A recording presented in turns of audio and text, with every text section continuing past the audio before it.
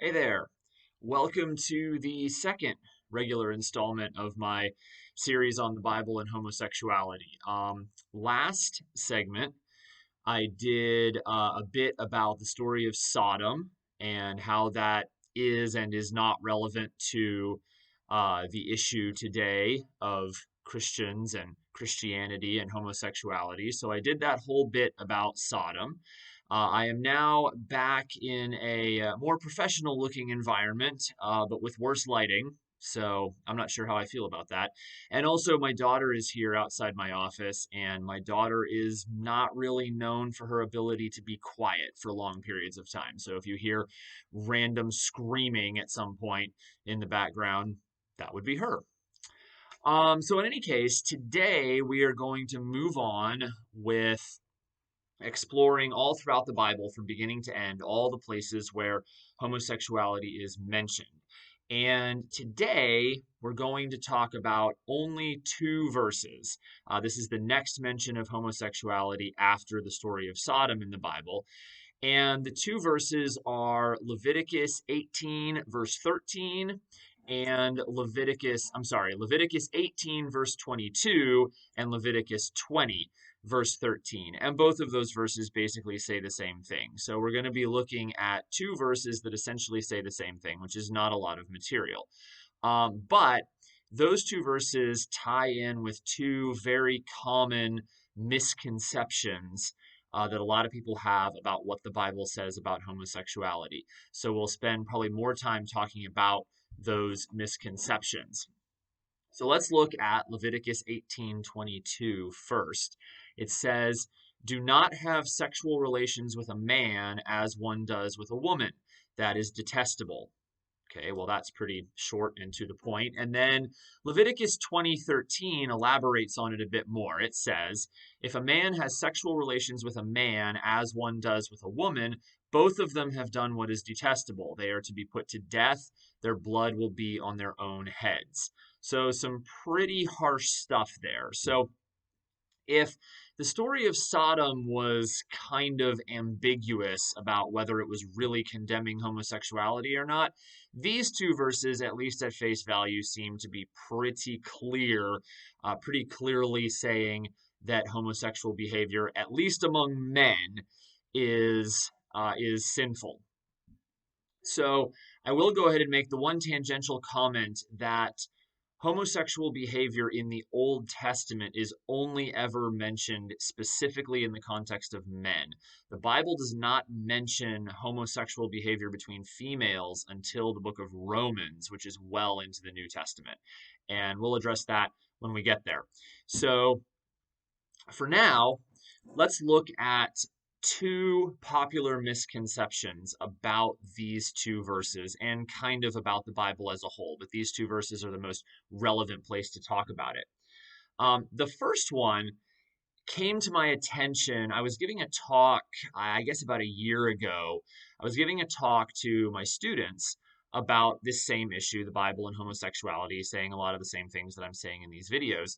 And one of my students asked the question, when was the word homosexuality first added to the Bible? And I really didn't know what she meant at first. And in fact, my first thought, being the super literalist that I tend to be, my first thought was, well, the word homosexuality is an English word, so it couldn't have been in there before the Bible was translated to English. But of course, that's not what she meant. Um, that was the first I'd ever heard of this misconception, but I've since learned a bit more about it. And basically, the misconception is this: the idea is that the Bible, in its original form, in the original writings, never actually mentioned homosexuality. This is the idea that people believe.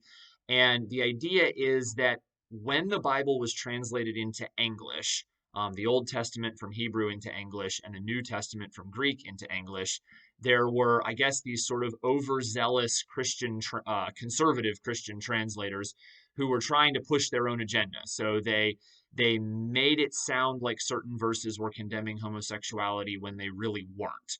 And that the words, the original Hebrew or Greek words that meant or that the original Hebrew and Greek words that allegedly mean homosexuality or homosexual actually don't mean that. And this was just some conservative English translators trying to push their agenda.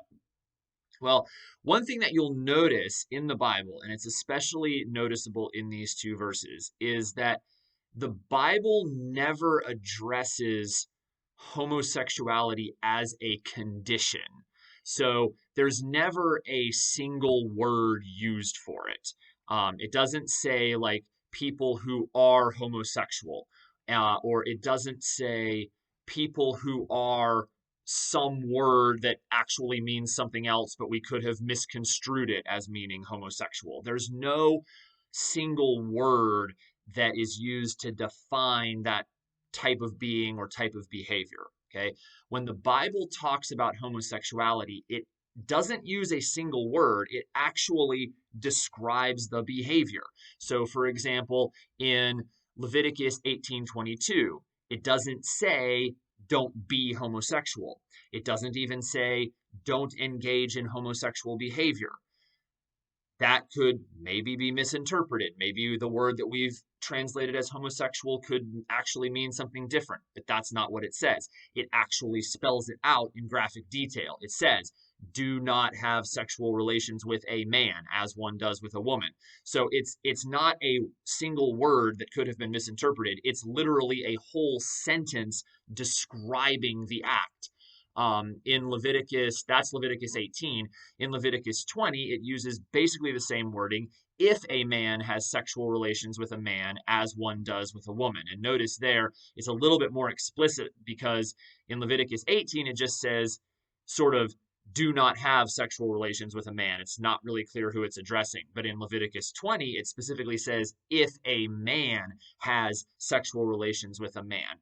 So there really is no word for homosexuality in the Bible. It simply describes the act, which really doesn't leave any room for misinterpretation. It is definitely talking about what we today would call homosexual behavior. So that the idea that homosexuality was added to the Bible by conservative English translators is just not correct. And there are many other verses in the Bible, none of them quite as explicit as these ones in Leviticus, but there are other verses in the Bible that are clearly describing the behavior. And we'll see some of those later on. Now, the second thing that I think is a much more common argument, a much more common and more understandable argument is people will say, well, okay, so the Old Testament law said don't engage in homosexual behavior. The Old Testament law also said, don't eat certain kinds of foods, like pork and seafood. Don't grow two different kinds of crops in the same field. That's kind of a weird one. Or don't don't make clothing out of two different kinds of fabric woven together. And so the argument is, well, we don't follow those rules today, so why should we follow the prohibition against homosexual behavior? If there are certain rules that we're not required to follow today, then why follow this one either? Well, first of all, that kind of sets a dangerous precedent because there's no question that some of the Old Testament law was meant just for the Israelites at that time, and other parts of the law were meant for everyone at all times. There is some truth to that. But we can't just pick and choose what we like. The question should be, God is the one who made the rules, so God is the one who knows which ones he meant to apply to which people, which ones were meant to apply to just the Israelites at that time and aren't relevant to us anymore, and which ones were meant to apply to all humans at all time. God made the rules. He knows the answer to that question. We can't decide it. We can't just go through and be like, okay, well, I like that rule, so I'll follow it, but I don't like this rule, so I won't follow it. What matters is what God wants us to do, what rules he wants to follow. Or he wants us to follow. But it is a valid question. How do we know, rolling through the Old Testament law, how do we know what is meant to be relevant to us Americans, non-Jews in the 21st century AD, thousands of years after this law was given? Well, there are some clues. And one of the verses that is often used to sort of push that agenda is in Leviticus 18 and in Leviticus 20, the two chapters where it talks about prohibiting homosexual behavior. It also says that a man should not have sexual relations with a woman while she's on her period. Okay, that's just a few verses away in both chapters. So let's look at those. In Leviticus 18, verse 19, it says, "Do not approach a woman to have sexual relations during the uncleanness of her monthly period." Okay, there's no elaboration there, it just says don't do it. There is one word in there that's interesting and relevant. We'll get back to that. And then in Leviticus 20, verse 18, it says, "If a man has sexual relations with a woman during her monthly period, he has exposed the source of her flow, and she has also uncovered it. Both of them are to be cut off from their people." Now, I want to say right up front, the phrasing of exposing the source of her flow, how that's relevant to right and wrong, I don't know, and I'm not sure anybody really knows. I've read some pretty big time commentators who have spoken about this verse and have said, we're really not sure what it's talking about there or why it's important. But there are some important things to glean from this. First of all, in the law of Moses, the Old Testament law, there were basically two kinds of rules. There were rules preventing people from sinning, doing things that God disapproves of. These are behaviors or these are rules that would be relevant to all humans of all time. God doesn't want anyone to sin. So there are rules preventing people from sinning. There were also rules preventing people from being unclean. And that was more of a ritual ceremonial thing, and also probably played a role in keeping the people physically healthy. When a person did something that made them unclean, that was not a sin, and they didn't have to offer a sacrifice for it. For example, one of the things that God said was it would make you unclean to interact with a dead body. Okay. Well, clearly, he didn't mean that it was sinful to interact with a dead body. When Israelites died, they weren't just left to rot where they lay. They were buried and there were ceremonies and so forth. And that made the people who were involved in the burial unclean for a period of time, but it was not sinful. So that is an issue of something that would make people unclean, but did not necessarily displease God. So that is kind of the ultimate question here, because the question is, what are the rules in the law that deal with sin that we, people of all ages and times, have to follow? And what are the rules that simply dealt with ceremonial uncleanness that were specifically for the Jews of that time and don't apply to anyone else? Well, let's look at these two prohibitions, the prohibition against homosexual behavior and the prohibition against sex with a woman on her period. Okay, notice the wording in chapter 18. It says, "Do not approach a woman to have sexual relations during the uncleanness of her monthly period." That's a big clue that this is probably not an issue of sin. This is an issue of simply being unclean. And God may have very well put that in place for physical health reasons. Who knows? But it seems to be dealing with uncleanness rather than sin. On the other hand, in that chapter where it talks about homosexual behavior, it describes it as detestable, meaning detestable to God, because God is the one talking. So there appears to be a difference there between one of those things being an issue of uncleanness and the other one being an issue of sin. Being unclean is never described as being detestable to God. In chapter 20, it adds punishments to the rules, and that's also an interesting thing to look at.